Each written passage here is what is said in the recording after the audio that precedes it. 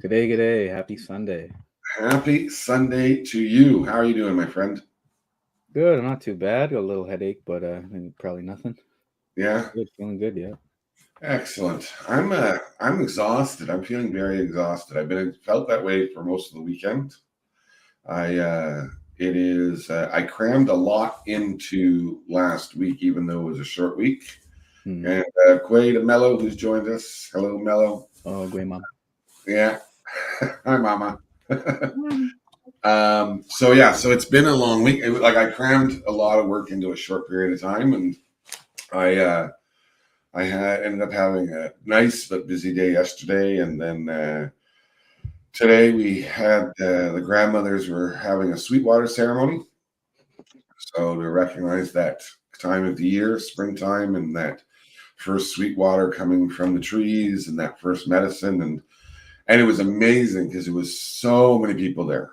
Um, but unfortunately, at my level of exhaustion, I was like, "Oh, this is a lot of people," and I don't normally get peopled out like that too, like very easily. But I think because I was already exhausted and my brain was sore, and and I had had a couple of weeks of really good sleep, and then the last like 3 or 4 days were rough with like the 4 a.m. anxiety waking up and so on Friday, what I ended up doing, and I slept well over the rest of the weekend, is I created a list of like stressors and pressures, and then the Oh. actions to address those stressors and pressures.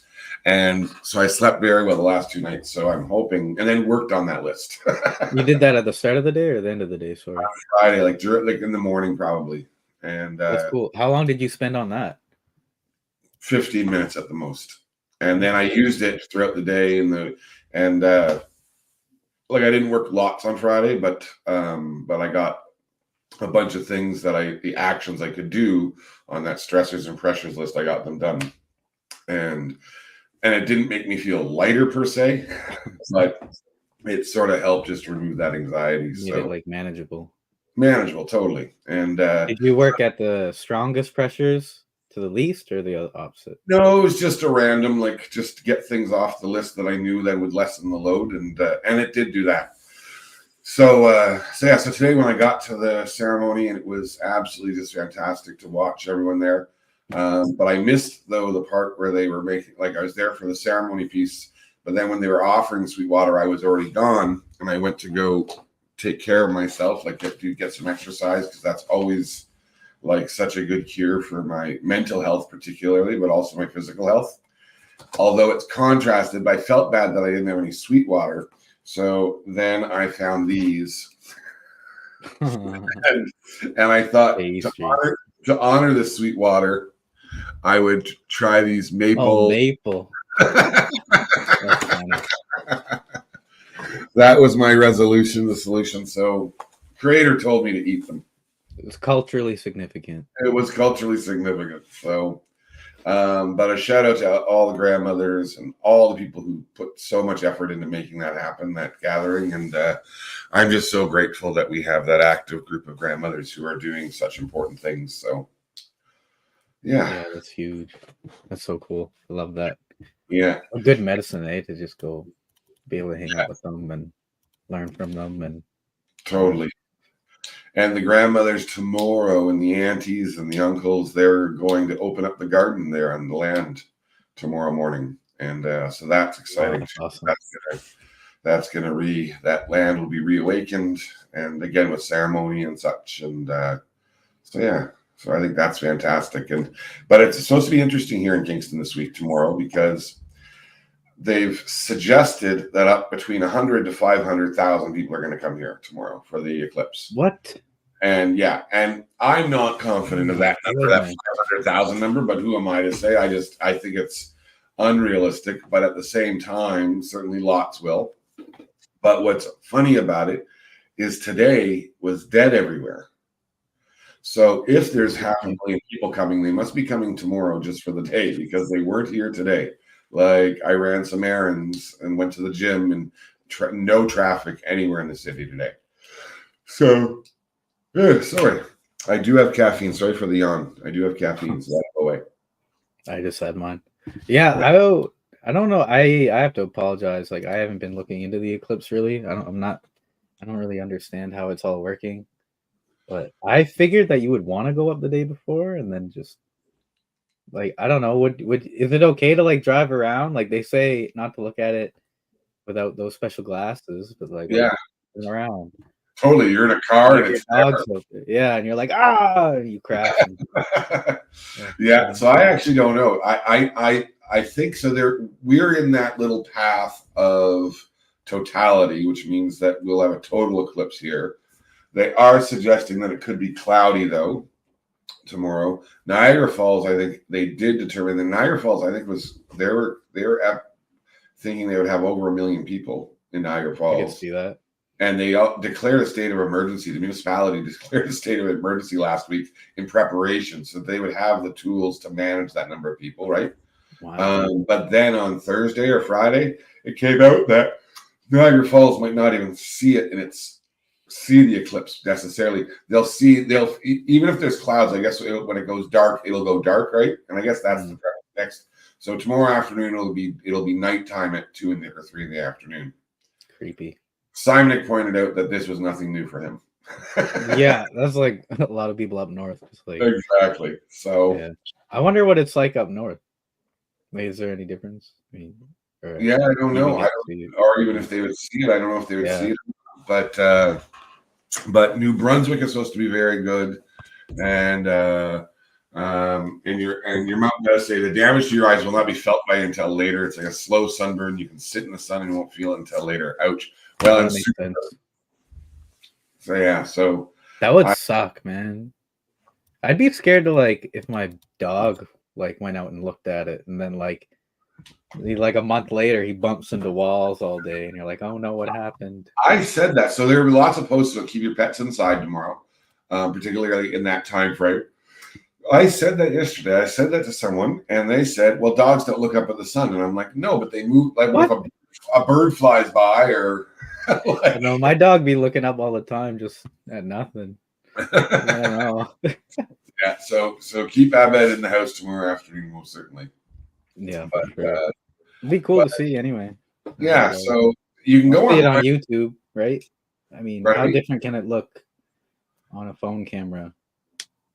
Yeah, I don't know. Right. I don't know. But I've got the glasses though, so and I thought I was gonna have there's Lana there. Hello, Lana, and hello, Corey. They're both here. I thought I was going to have a little barbecue tomorrow was my plan. Like for folks to come and Kimmy Dee and so I thought I was gonna have a barbecue, but then people were like, we won't be able to drive to or from your house. So if people come, and you're welcome to come, and there'll be burgers and hot dogs. And Justin's with us too. There you go, Kimmy and Justin. Justin. Hello. That's Kimmy D's pops there. Oh, nice. Yeah. Good to hear from you both. Yes. As always, sending very good wishes up to Manitoulin and to the island. It is so yeah, I was gonna have a barbecue, but people are like, yeah, no, we can't make a barbecue. Like we might not be able to drive home. So if you're around and want to stop by, there'll be burgers, but it might also be an excuse for me to watch TV. So and I think I'm gonna take the afternoon off. Lots of places are also closing tomorrow too, right? In the afternoon. So and schools, a lot of people were like taking the day off and stuff. Yeah. Yeah. Schools here are all closed, like throughout the province. Really? For the day?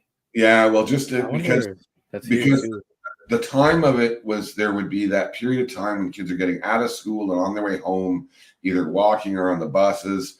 And the concern was that there wouldn't be adults to correct to tell them not to go blind. Yeah, to not go blind. So they're all like walking over the bus. Oh my god. Yeah. Whole school. I can see it. Yeah. So yeah, so that was that's tomorrow, and we'll see how it plays out. I hope it's not cloudy. Like I hope it'd be nice.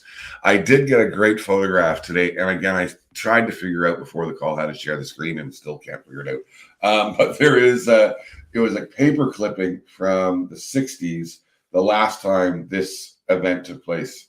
And the headline is not to be seen again until 2024. And imagine in the 60s, just when someone would have read that headline, how mind blowing that must have been, right? Like not to be seen again until 2024.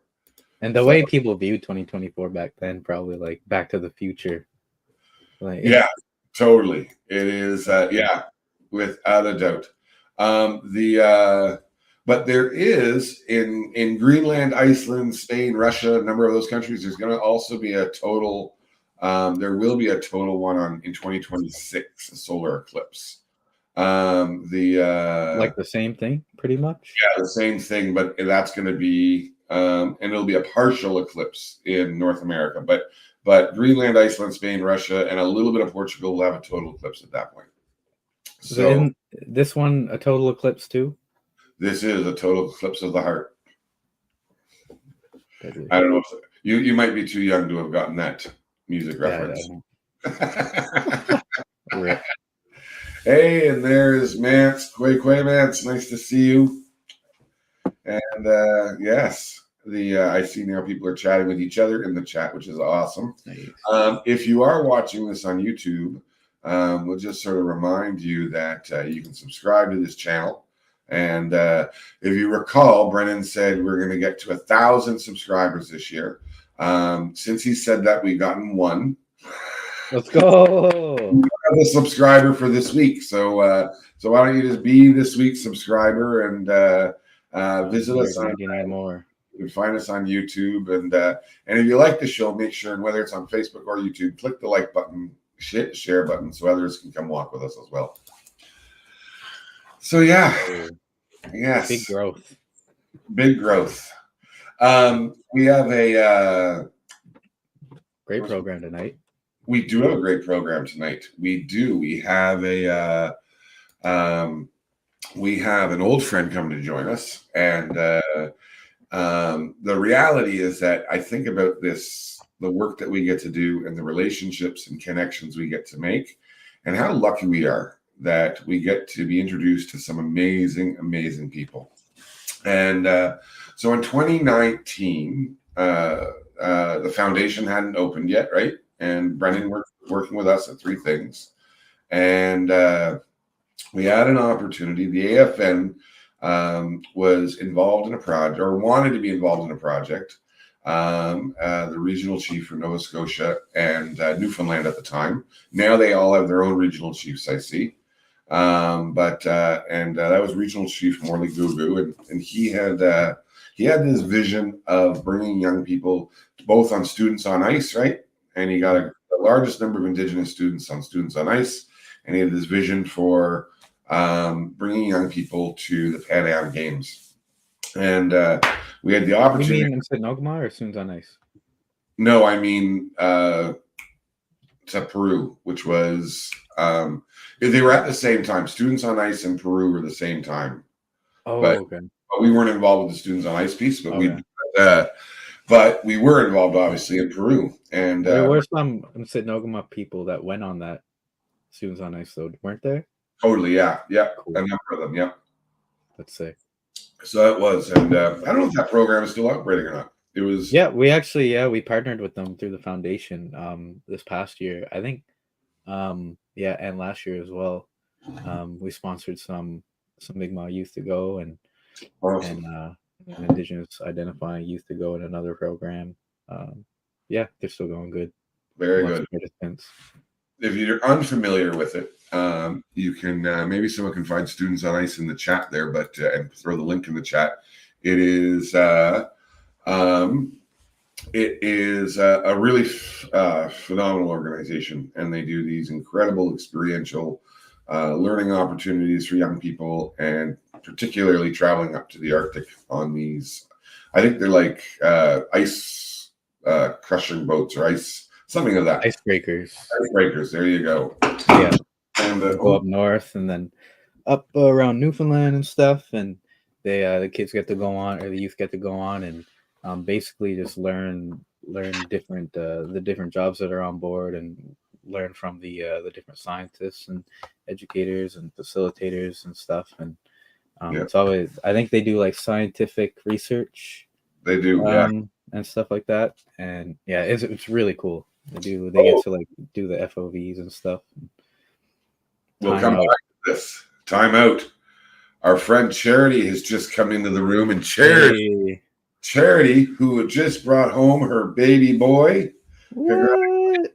Charity, she Oh brought man, home her baby boy this week, that's and awesome. he is a looker, I tell you. And I'm so happy for you, Charity, and I'm so proud of you. And what a path you're about to be on. And that little fella, right? As our teachings go, babies, they know who their parents are going to be before they even come into this world, and they picked you. They picked you, and there's a reason for it, and I know why, because you're brilliant, you're funny, you're awesome, you're strong, and you're going to provide a wonderful path forward for that little fella. So everyone, cheers to Charity. So glad to see you tonight, That's awesome. and I'm looking forward to my next visit north to visit and meet him in person. I did get to meet him while he was in her belly. Nice. We have So he recognizes your voice. he will too, eh? Definitely will. So that's awesome, fantastic. We also though have an amazing guest who's going to join us tonight, and so in 2019, as we were saying, we did go down to Peru to take part in the Pan American Games in Lima, Peru. And the premise of it was around introducing Indigenous young people who were involved in sport to what is possible in the world and what could be possible for them. And it is just well, we're going to share some stuff around it. But first, why don't we welcome one of the alumni from Peru to join us? This is Averi Doxtator. How you doing, Averi? Howdy. How's it going? Good. It's good to see you again. Yes, so good to see you. It's been a while. Yeah, you've been on the go, eh? A lot. Always. Always. There's never a calm time. I love to see you. Yeah. So in 2019, you were in high school. Mm-hmm.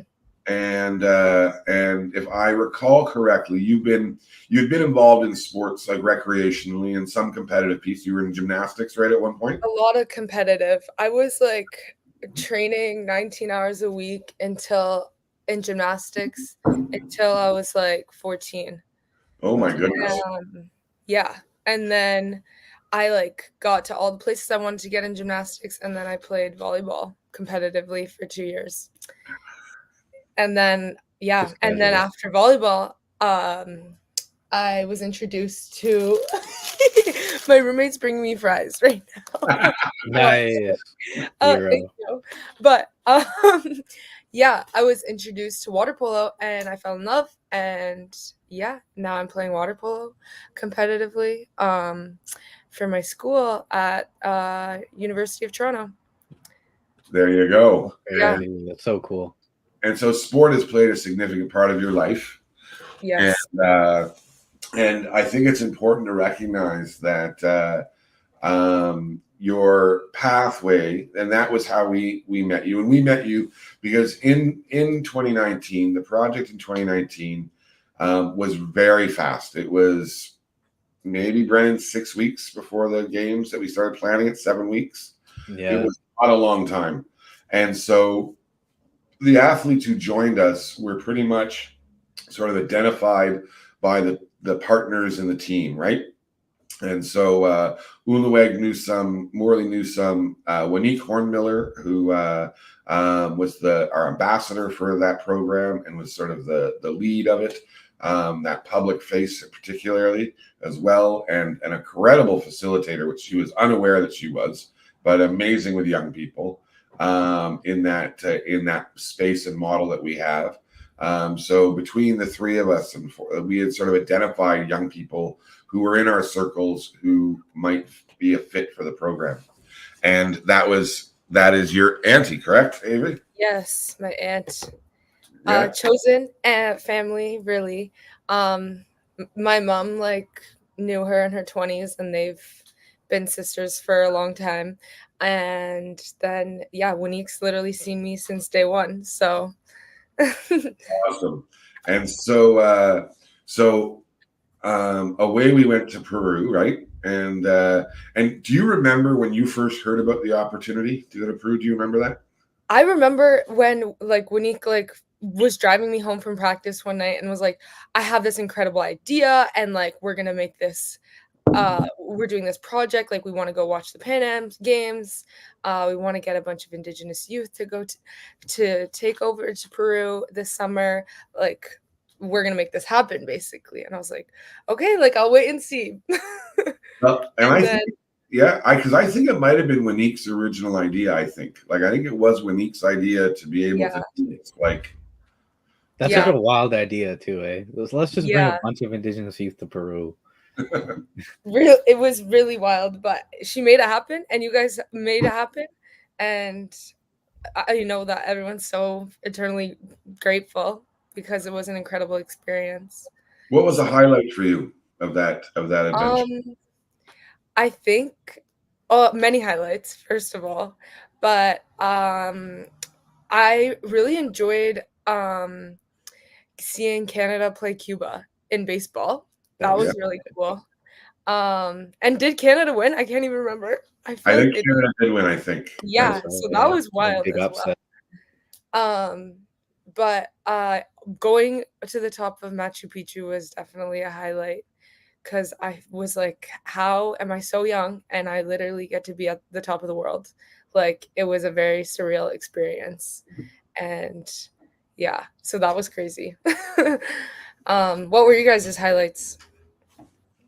Oh man, yeah, Machu Picchu. Like I always go back to that when I think about the trip. Just like being able to smudge up there and just like sit there and like just after smudging and just sitting there and looking around and like seeing like the mountains and like you're like so high up and just like this old ancient wonder of the world and it's just such a trippy experience. And then the fact that we are there, not just the fact that we were there, but like we were there with a bunch of other indigenous youth, right? And like other indigenous people and like a group of us that historically shouldn't have been there in the first place, you know what I mean? So it was just so cool that we were all there for not only to see like the Pan Am games, but also to like go to Machu Picchu and all this stuff and then just there to like lift you guys up too.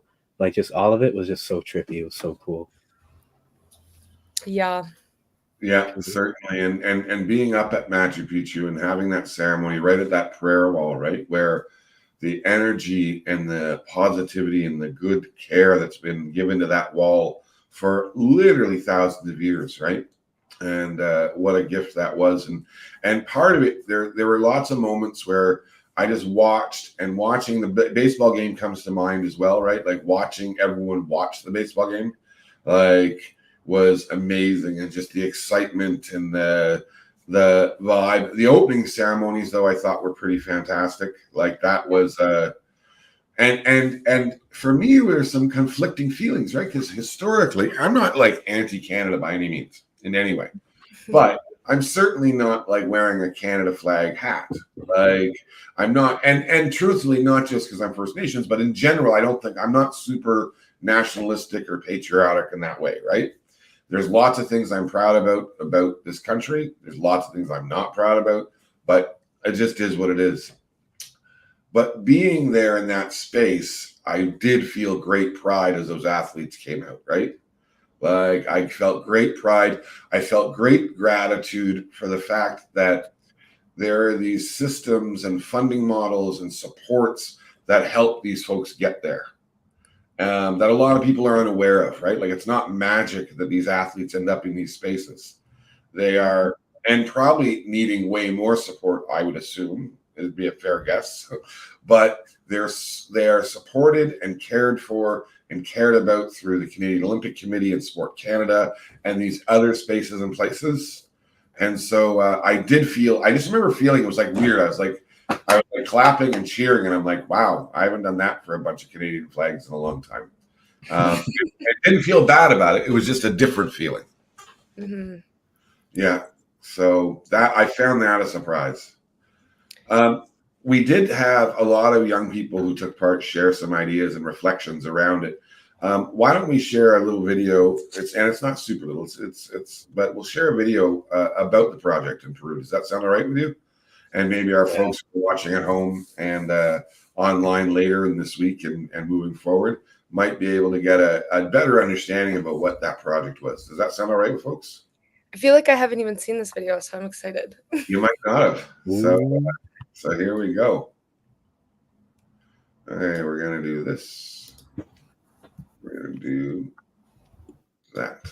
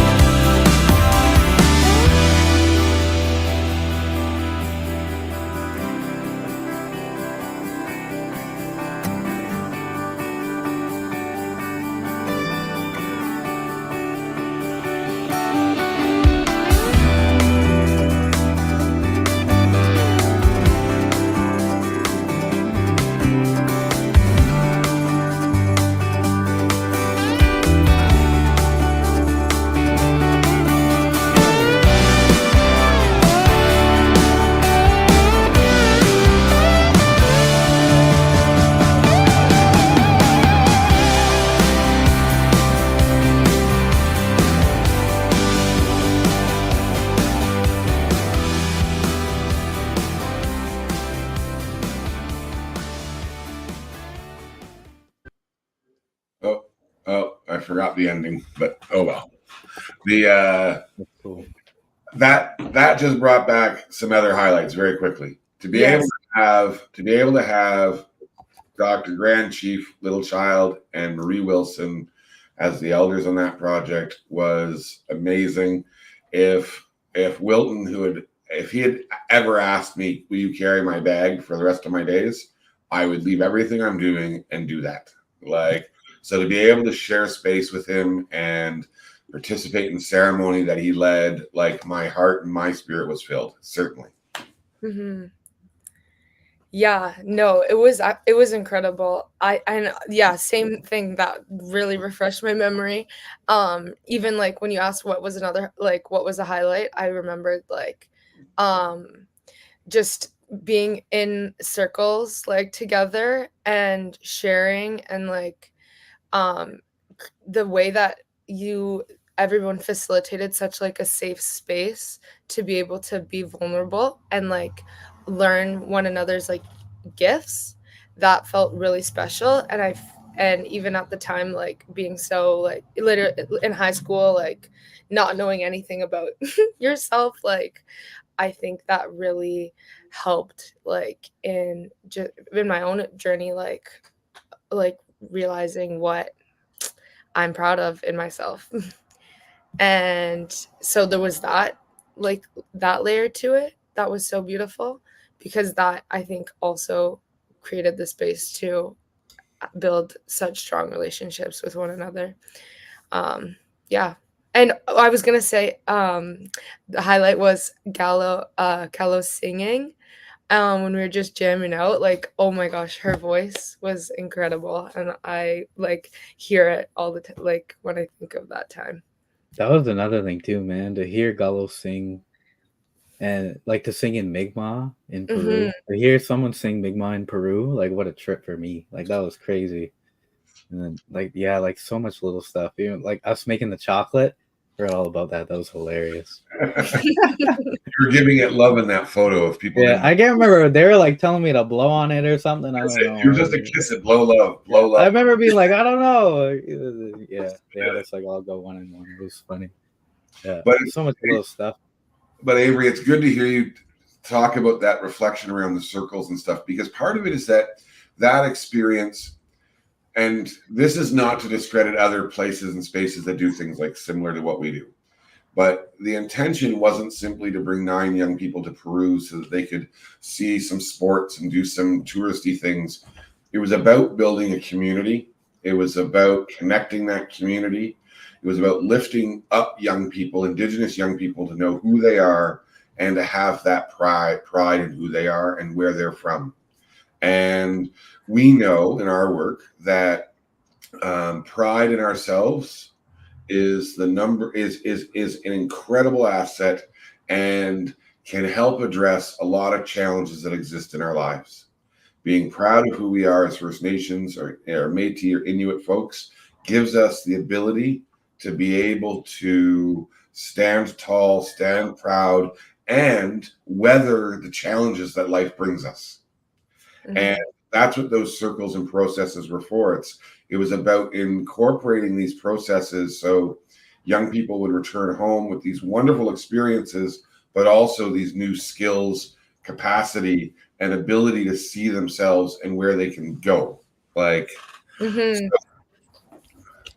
Yeah, I appreciate that because I even like was thinking about that like as a facilitator in there with Simonik and just reflecting on the same stuff, like how much I'm proud of in my life and where I come from and just like how I want to shape my future. And I mean, we're like here we are now in the future from that moment, but like just how just even reflecting now on the time since then, like how much like did I do since then? How much did I commit to? How much did I not do? Like how have I treated myself and others since then? Like yeah, it's just crazy how that shaped so much like moving forward from that experience, just outside of the whole athletic thing, you know, and like you said with the programming and stuff.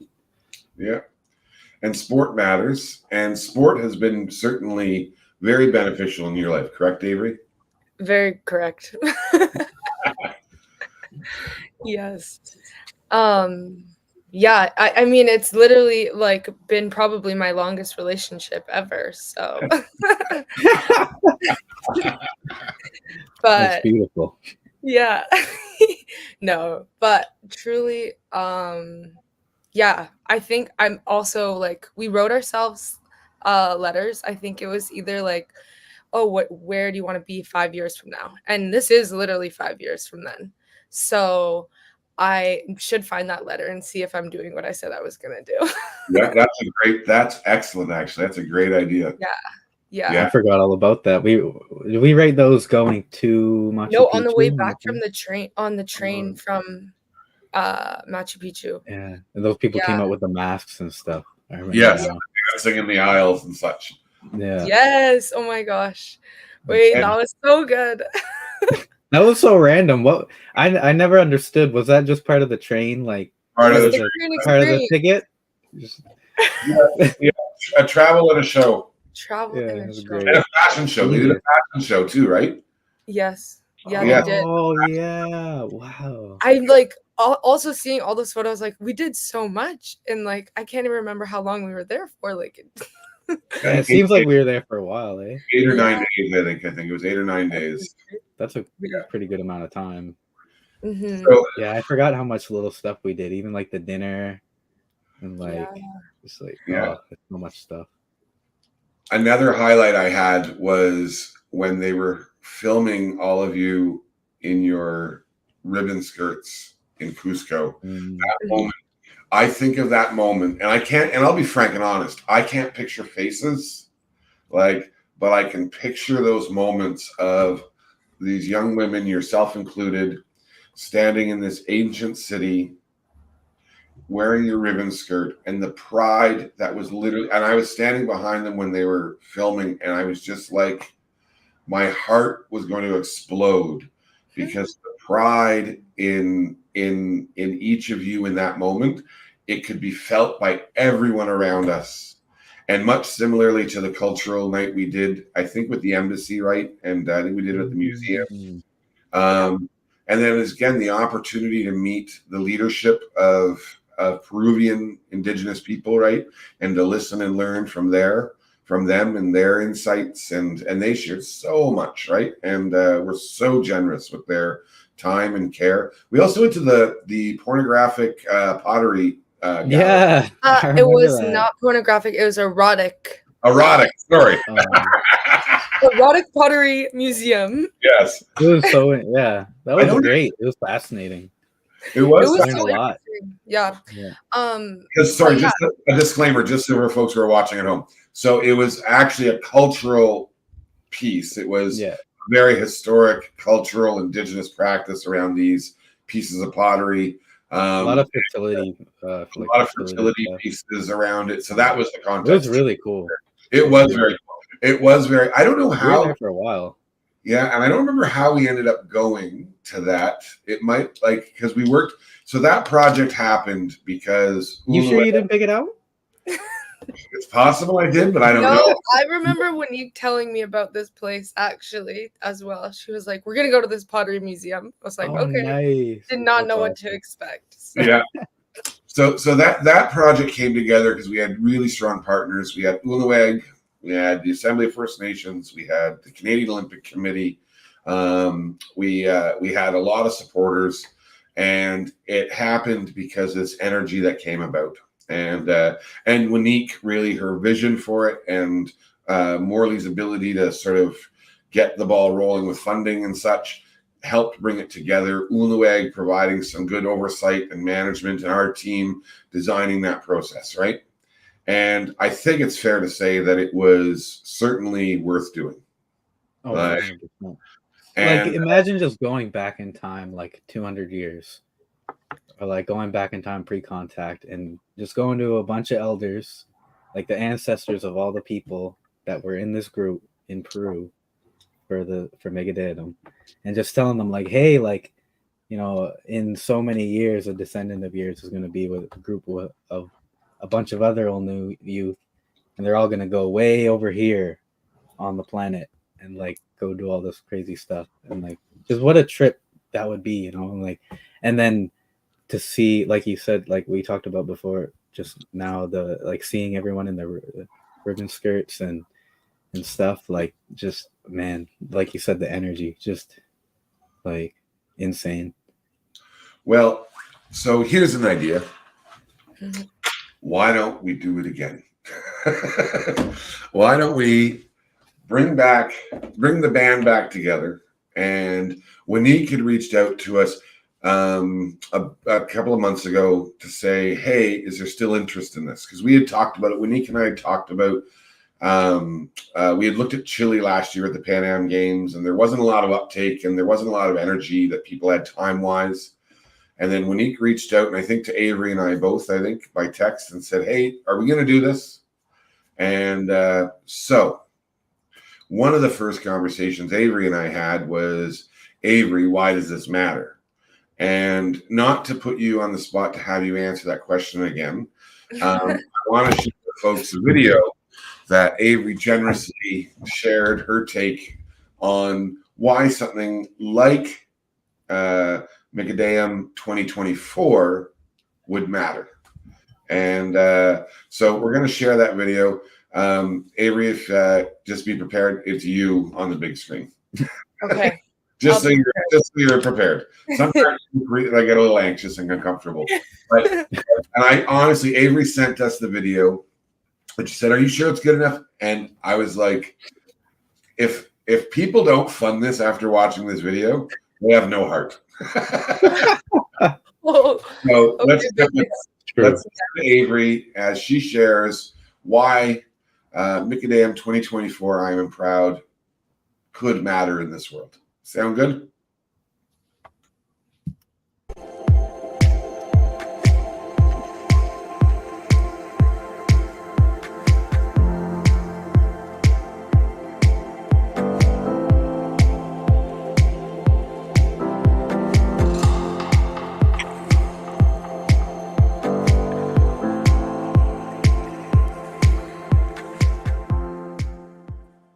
Bonjour, my name is Averi Doxtator. I am Oneida from Oneida of the Thames First Nation, and my family is from Walpole Island and Sioux Valley, Manitoba. I am Oneida, Dakota, and Anishinaabe. I wanted to come on today to share a little bit about this experience I had in 2019. I had the opportunity to attend the Pan Am Games in Peru with a group of Indigenous athletes, and this experience for me was life-changing. At the time, I was just getting started into water polo after a long career in gymnastics, and I was so inspired by what I experienced in Peru, and it solidified for me that I wanted to pursue water polo to the highest level possible. And while we were there, we had the chance to attend the opening ceremonies, and for me this was so special because we not only got to experience the culture of being welcome in like such a authentic way, but it also showed me that there's athletes of any age still competing, still trusting, still pursuing their dreams in sport. And this was extremely valuable to me because it was so inspiring. And that moment I saw all of these athletes from across the world at any age just keep playing their sport. I was like, okay, I can do this. Like, that really set me on my journey. And so when I came back, I was starting my junior year of high school, and I decided to start training in a high performance stream, so that I could really chase my dreams of wanting to play water polo to the highest level. And by the time I was graduating in 2020, I had scholarship offers, and I accepted to go to the University of Toronto and study in peace, conflict, and justice and environmental ethics, while also being on the varsity women's water polo team. where I'm still playing today. I'm in my 4th year. I'm graduating in 2025, and I just believe that this all happened because I was so inspired at that time in my sporting journey and through this experience that I had in Peru. And yeah, I just wanted to emphasize the impact of how being able to see that level of sport inspired me to where I am today. And I know that the other youth that were on the trip also feel the same way, because I see them thriving in different levels of sport and continuing to achieve so many great things. And so I feel so this is such a necessary experience for other Indigenous youth, because as I continue to connect with them in urban centers and on reserve, like, I feel like overwhelming hopelessness that Indigenous youth don't believe in the potential they have. And especially when it comes to sport, like, that was a gift that I was able to recognize that I have, and then chase the dreams that came out of sport. And so I want to make sure that other Indigenous youth have the opportunity to chase their dreams and even firstly realize their potential that they have through whatever they put their mind to, really. Whether that be education, sport, anything. I just feel like being able to see people chase their dreams is going to inspire you to a level to want to chase your own. And so this is a really important experience for Indigenous youth. And so I think that this year we have a unique opportunity to take Indigenous youth to watch the Olympics, and so to share that experience that they'll be inspired by, and that they will feel renewed sense of being able to realize their potential, and really pursue their dreams to any capacities that they have. I feel like this is an opportunity to do that, and the Olympics is an amazing chance to give that opportunity to Indigenous youth. Thank you. Bamapi.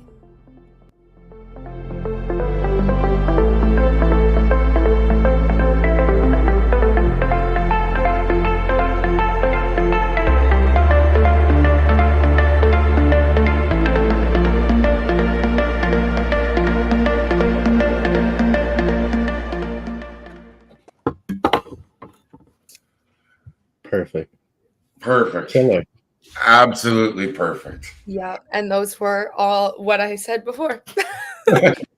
Yeah, and so we're very excited that Uluweg has agreed to join us as we continue our effort to breathe some reality into this vision.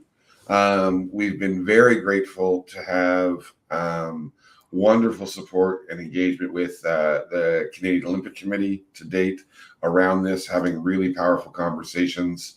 I think that from where I sit, there is certainly an openness and an understanding that what Averi was sharing in that video matters, that sport matters, that cultural and identity building connections matter, that leadership development matters, and that this is a path to be able to achieve those things.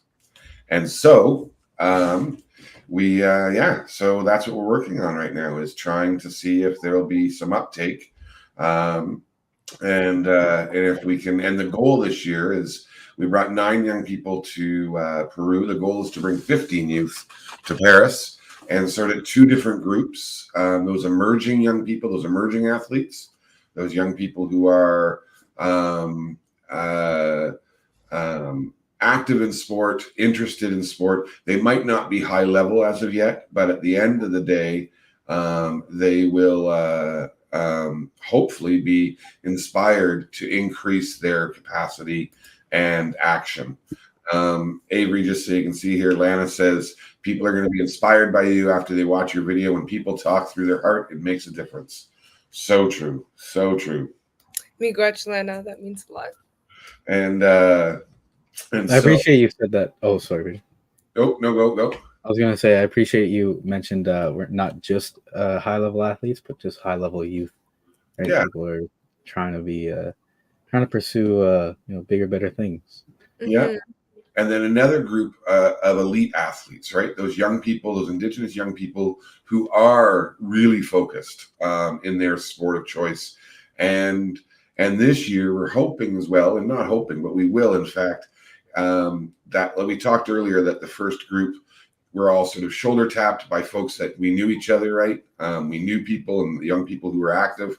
And Avery, you're right. Watching them in the last 5 years has been phenomenal. From Drake, who is Boxing. well, yeah, champion amateur MMA fighter and right. jiu-jitsu grappler, and well, he's pro now. Actually, sorry. Yeah, he's pro now. Yeah. And then a number of folks who have finished post-secondary or in post-secondary, Mhm. folks who are parents, firefighters. Like the path of those young folks was amazing, and so I think that we're going to be able to recreate that in a different way in Paris. The cultural piece might be around looking at the links between the relationship between France, right, and Indigenous young people, like about the effects that played out around colonization and French contact, and having some cool conversations around that. Mhm. So long and short of it, I think there is a great opportunity, and we're very grateful that Avery's had said that if we do move forward with this project, that she'll join our team, and it'll be awesome to have an alum from Peru as part of the facilitating team for this. And we've put together a strong crew to support the young people, and so now we're just out searching for the funding partners to make it happen. And we will see if it does, right?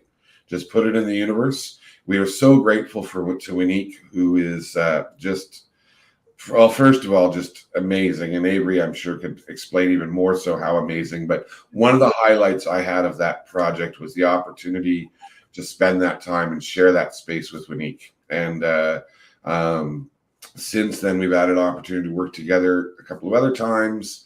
And part of my health process that I now practice daily started because Winique had started, we had talked about it on the show at the time in 2020, this spirit, what was it called? Spirit. Oh, it's escaping me, but started this movement in 2020 to get people. Oh, soaring spirit. Soaring spirit or source. Yeah. Yeah. I remember because we were doing it together as well. Yeah, I think it is soaring spirit. Yeah, soaring Peter was spirit. dedicated. I was, and pre that I couldn't walk 5K without aggressive like heart palpitations. And at the end, the day that we did it, I did the 5K, and it was like that. And now I walk 10 to 14 kilometers a day every day, and haven't missed a day in almost 3 years now. Wow. Yeah. It's actually insane. Like the level of dedication you have to walking every day is, I have only seen that level of dedication in a human being a few times in my life. It's very inspiring. Well, both my physical health, it allows me to indulge these. So it's a balancing act. I hope Brody doesn't see me show that on screen. Brody's my trainer, so I hope he doesn't see me show the caramels. But it was cultural, Avery, just to be clear, because you'll see these are the maple version. Yes, I heard that you were. So it would be offensive not to eat those today. So I want to be respectful. Yes. And you had to eat half the box to be extra respectful. Extra on the drive home. medicine. Yeah. Come on. But so a big shout out to Wanique, and we're thrilled and so grateful for her support as we continue to move forward in this. And yeah, I want to share something else though about Avery, because this has been really cool, this side of stuff. But you are also kind of super amazing in other parts of your life as well. And in 2020, we did, Brennan and I hosted a commencement event for graduates across the country online. And at the same time, you were also doing something super amazing, which was this. So I want to paint the picture. Avery, you were 17 years old, right?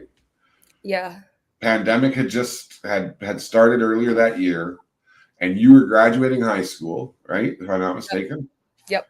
And lo and behold, all those graduation ceremonies were canceled.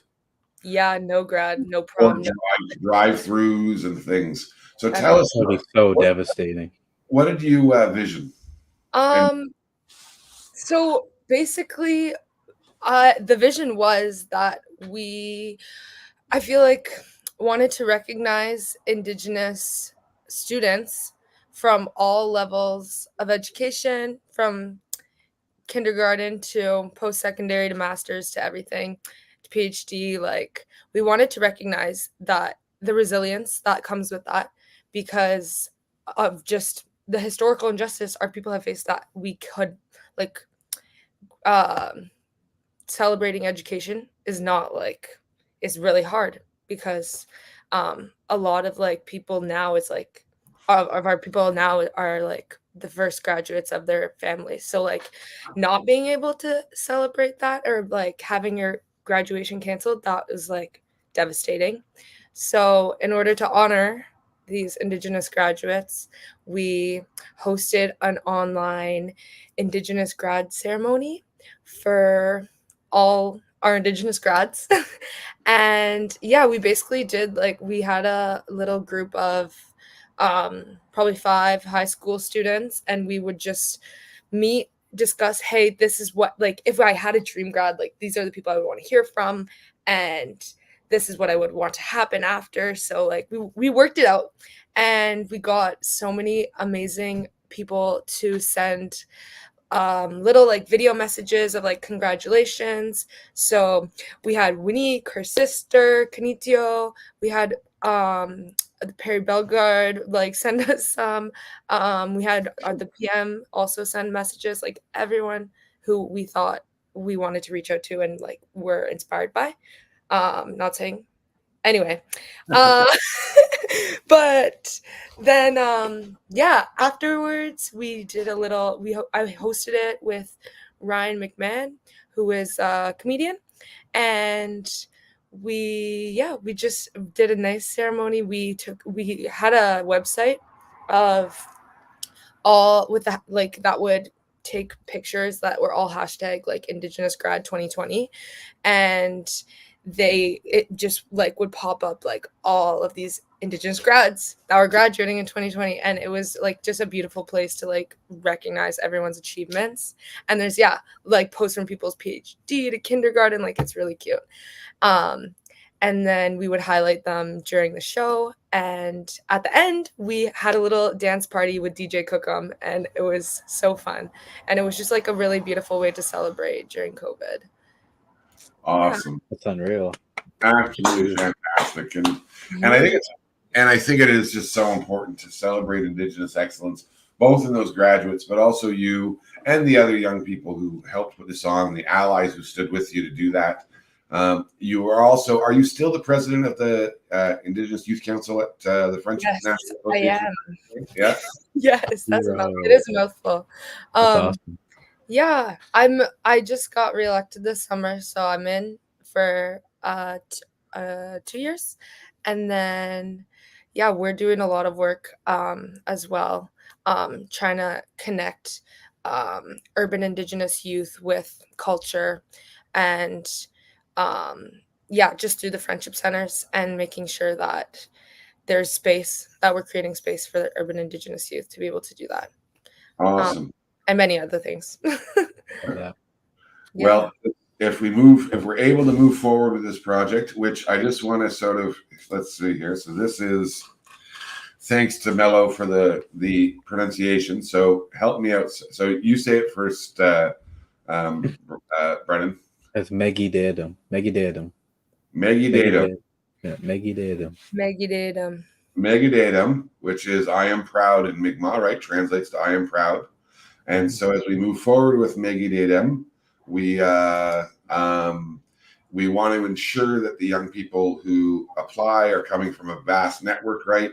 So Inuit youth, either both from the north as well as urban, Métis young people from across the various Métis homelands, and First Nations young people, both in community and urban, and have that diverse group of young people based on age and experience and interest. And so stay tuned. And who knows, right? We'll cross our fingers. We've put it into the universe now.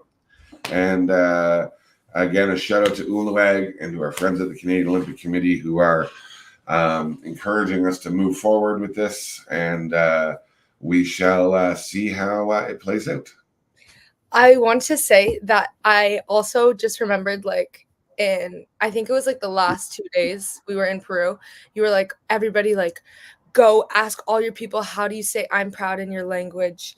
And it took me so long and I didn't know. Like, I did get somebody, but I didn't trust them. Anyway, I started learning my language, and I've been taking Anishinaabe for 2 years now. And so cool. I'm proud in Anishinaabe is, I'm pretty sure, well, maybe this is wrong too, but it's Ingichinendish. I think Ingichinendish. Yeah. All right. Yeah. So if Kimmy D and Justin, maybe they can, but it's regardless of its perfection. Pardon me? Or they can tell me I'm wrong. Well, regardless of the perfection of it or not, it is beautiful. And it's so important that those words are used, right? And that these languages are used so that our ancestors are reminded that they're still here. And our descendants who have yet to come, they hear those words and so that they know that they'll be ready for them when they come. So congratulations. That's awesome. And I'm so happy to hear that you're studying it. That is fantastic. So with that, we often close with just some final thoughts. It doesn't have to be about the project. It doesn't have to be just anything at all. Do you have any sort of closing thoughts you'd like to share, Avery? I can't even lie. I feel like after watching all the videos, there's so much more I would want to say, but mainly that the biggest thing for all of this is like the confidence building that it's instilled in youth, and like just uplifting them and making sure that they feel supported and that they have a community and that they are loved. And yeah, and I would just want to thank you guys for having me on the show. It's so good to chat with you. It's been so long and it feels very nice. And yeah, that's all I have right now. Excellent. And Brennan? Oh, thank you, Avery, for joining us. It's super good to hear from you. I know it's been, what, you said 5 years, Peter? I actually saw you at Healing Our Spirit, though. Yeah, right, in Vancouver. So oh my God, I forgot about that. Yeah, that was crazy. That was funny. Yeah, it's good to hear from you regardless. And hopefully, I mean, I'm sure everything will work out. And I'm sure, creators got our back, and we'll end up making something happen. And so I'm excited. I'm looking forward to that. And yeah, I love following your journey there and with water polo, and keep killing it at UFT and doing everything you're doing. And it's super awesome to see, and everyone else that was part of the project as well. Like, it's amazing following all the youth all these years and seeing everyone just do their thing, and whether it be they're still in sports or they're building their career, they're building a family, whatever it is. And so yeah, we'll all into you, we'll all up to them, and Lal and Peter for bringing me along on this ride, and including me in that project and the work you continue to do. And just, well, you already have the hoodie. Yeah. Get ready for them too. Yeah, there we Yeah. go. Well, it is, and just for folks, so folks know, is that Brendan has also agreed to take some time off of his day job to join us if we can make this happen. And so, a big part of that original dream team will come back together. I guess my thing is that truth be told, and people who know me know this, is that I'm not really that interested in sports. Like, it's not. It is. It just isn't. What? That said, this year we sponsored a ringette team in Nova Scotia. Oh, Actually, wow. we Cool. sponsored. I think it was the second or third year we sponsored this ringette team in Nova Scotia. We sponsored some of the folks with a hockey team. We sponsored a boys and girls club for their activities. Because even though I might not be totally into sports, either participating in them or watching them or even hearing about them, and people tend to tell me about sports, and I make a face that's like, are you speaking like Spanish to me? Like, I don't know what you're saying. But it matters. Sports are so significant. Over the path of my life, I've watched as sports have made a life-changing difference in young people's lives.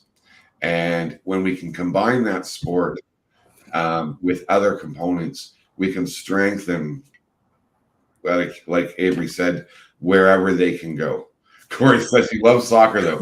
Yeah. I did go to the opening game of the English Soccer League last summer. Yeah. Who did you guys go see, Liverpool or Manchester?